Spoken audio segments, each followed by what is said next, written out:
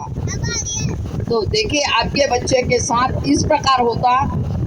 और बहुत सारी हमारी महिलाएं बैठी है, महिलाओं को जितनी भी यहाँ बैठी है कोई इनको बाबा साहब के बारे में कोई जानकारी नहीं है।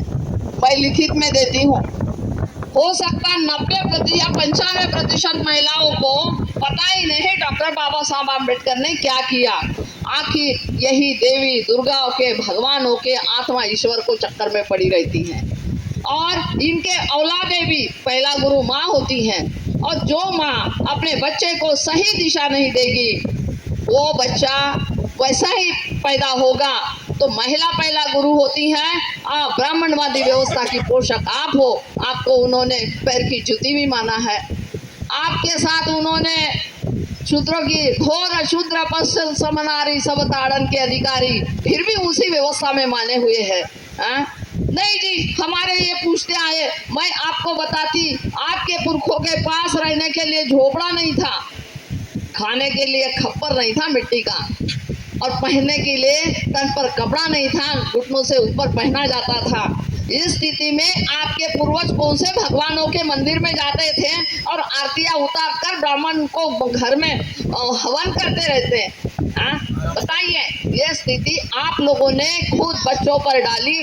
आपकी लड़कियां भी करवा चौथ का व्रत रखती और आप भी करवा चौथ के व्रत रखते हैं, और वो चांद इतना सारा दूर छाननी से देखते हैं। और वहाँ विदेश की लड़कियां और विदेश के लोग चांद को देखकर रिसर्च करने जाते हैं और आप आदमी को रिचार्ज करने लगी रहती हैं।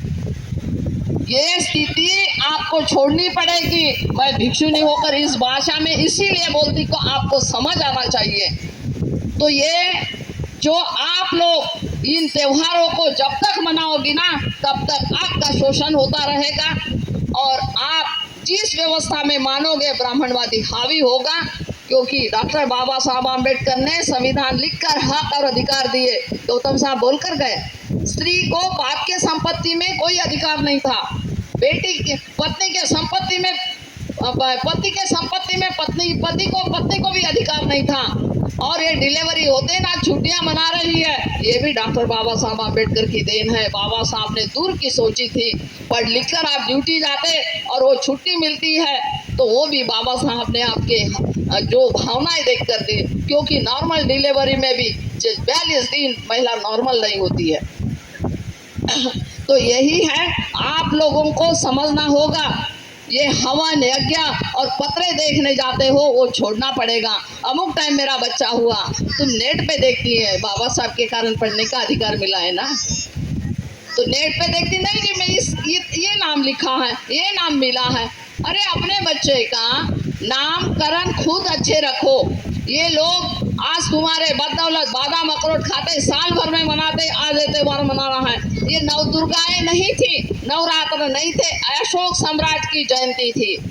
अष्टमी को अशोक सम्राट की जयंती होती है और उसी को भी आप लोगों ने श्री राम की जयंती मनाना चालू कर दी। क्योंकि सम्राट अशोक, महान सम्राट अशोक की जयंती का किसी को कोई पता नहीं है।